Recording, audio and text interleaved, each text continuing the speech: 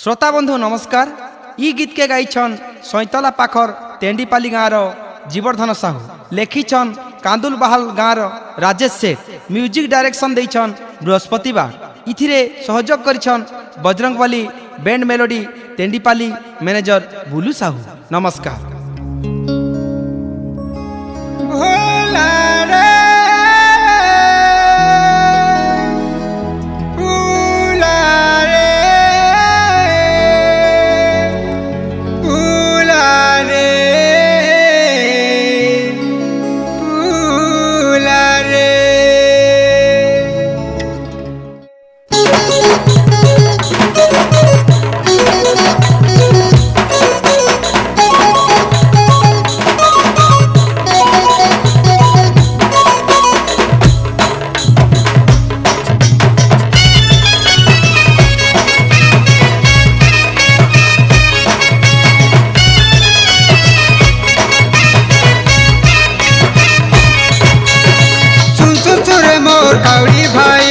काउड़ी भाई बाबा धाम के जिमा दर्शन करी पाएन डाली। सुन सुन सुर मोर काउड़ी भाई बाबा धाम के जिमा दर्शन करी पाएन डाली। शिवना में अते मुकुति तारा बाबा के तारा में फूल पतारा। शिवना में अते मुकुति तारा बाबा के तारा में फूल पतारा। बोला का कने करन कर प्रभु मा शंकर।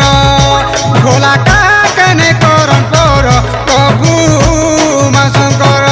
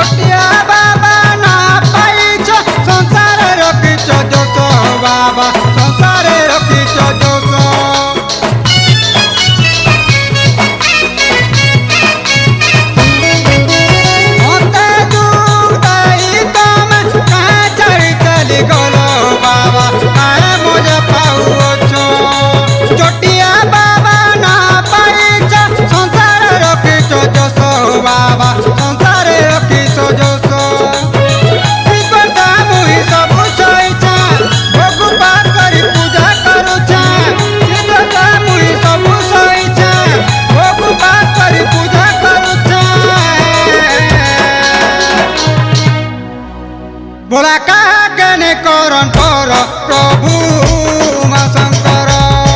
बोला का कने करन कर प्रभु मा शंकर।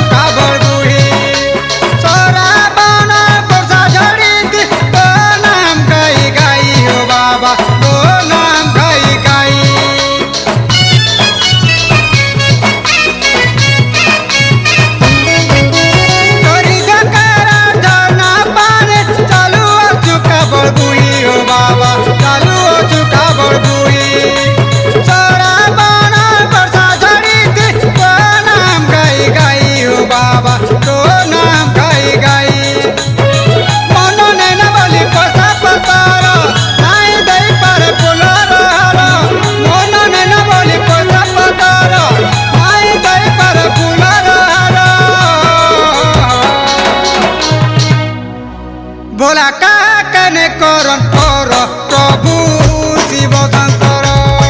बोला का कने करन कर प्रभु शिव शंकर। तू रे मोर काउड़ी भाई काउड़ी